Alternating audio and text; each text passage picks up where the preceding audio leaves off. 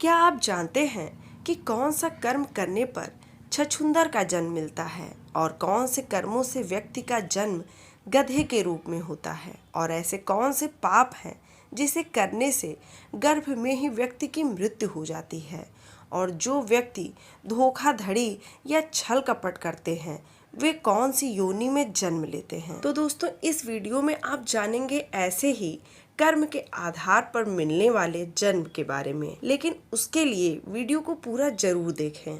और अगर अभी तक आपने इस चैनल को सब्सक्राइब नहीं किया हो तो कृपया करके इस चैनल को सब्सक्राइब कर लें ताकि ऐसे ही वीडियोस आपको मिलते रहें। और कमेंट में जय श्री कृष्णा अवश्य लिखें।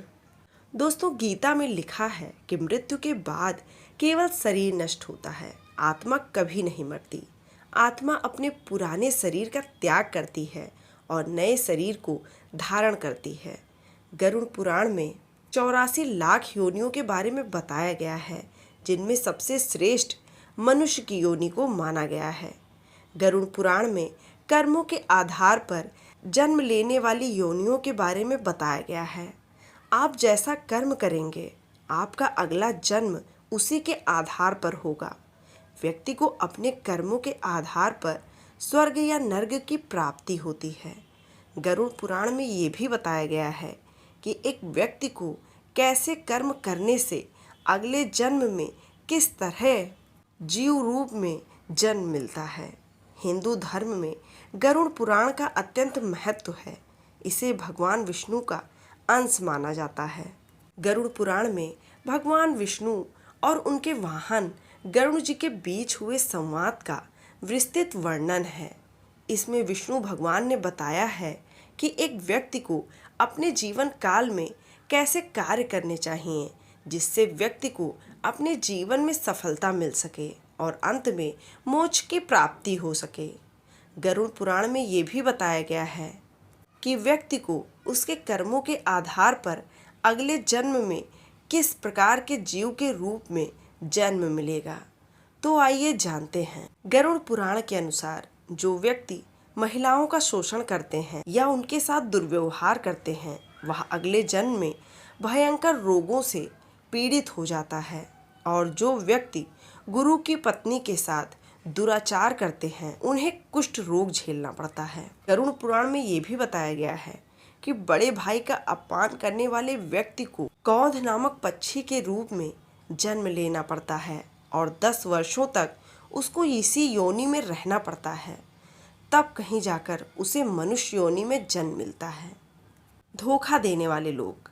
गरुड़ पुराण में बताया गया है कि जो व्यक्ति छल कपट करता है, दूसरे को धोखा देता है, उसे अगले जन्म में उल्लू के रूप में जन्म मिलता है। और जो व्यक्ति झूठी गवाही देता है, अगले जन्म में वो अंधा पैदा होता है। गुरु के साथ दुर्व्यवहार। जो व्यक्ति अपने गुरु के साथ दुर्व्यवहार करता है या उनकी अवहेलना करता है तो उसे भगवान के अपमान के समान समझा जाता है। इसलिए उसका अगला जन्म ब्रह्म राक्षस के रूप में होता है। माता पिता का अपमान करना। ऐसे लोग जो माता पिता को दुख पहुंचाते हैं, उनकी अवहेलना करते हैं, उनकी आज्ञा का अनादर करते हैं, उनको अगला जन्म तो अवश्य मिलता है, किंतु जन्म लेने से पूर्व ही माँ के गर्भ में उनकी मृत्यु हो जाती है। किसी जीव की हत्या करना। गरुड़ पुराण के अनुसार भ्रूण हत्या या किसी महिला की हत्या या किसी भी जीव की हत्या करना महापाप है और ऐसा करने वाले को अगले जन्म में चांडाल योनि प्राप्त होती है। गरुड़ पुराण के अनुसार अनाज की चोरी करने वाला चूहा, जल की चोरी करने वाला चातक और शहद चुराने वाला अगले जन्म में मधुमक्खी बनता है। और जो लोग शौक के लिए जानवरों का शिकार करते हैं, वो अगले जन्म में बकरे के रूप में जन्म लेते हैं।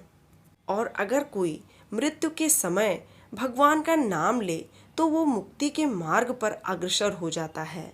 इसलिए हमारे शास्त्रों में बताया गया है कि मरते समय राम का नाम अवश्य लेना चाहिए। छछूंदर कैसे बनते हैं? वेद व्यास जी ने बताया है कि चोरी करना गलत है और इसका परिणाम भुगतना ही पड़ता है। यदि कोई व्यक्ति वस्त्रों की चोरी करता है तो वह अगले जन्म में तोता बनता है। वहीं सुगंधित पदार्थों की चोरी करने वाला अगले जन्म में छुछुंदर बनता है।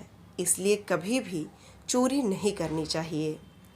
अगर कोई किसी का कत्ल करता है तो यह जघन्य अपराध है और ऐसा करने वाला अगले जन्म में गधा बनता है। और ऐसे व्यक्ति जो हमेशा दूसरों की मदद करते हैं, पशु पक्षियों पर दया करते हैं और निस्वार्थ भाव से धार्मिक कार्य करते हैं, तो ऐसे लोग अगले जन्म में मनुष्य योनि में ही जन्म लेते हैं और समाज के अच्छे कार्य करके दूसरों को भी लाभान्वित करते हैं। तो दोस्तों, ये वीडियो आपको कैसा लगा? अगर आपको ये वीडियो थोड़ा सा भी अच्छा लगा हो तो प्लीज़ वीडियो को लाइक करें, शेयर करें और चैनल को सब्सक्राइब जरूर करें। और वीडियो देखने के लिए आपका बहुत बहुत धन्यवाद।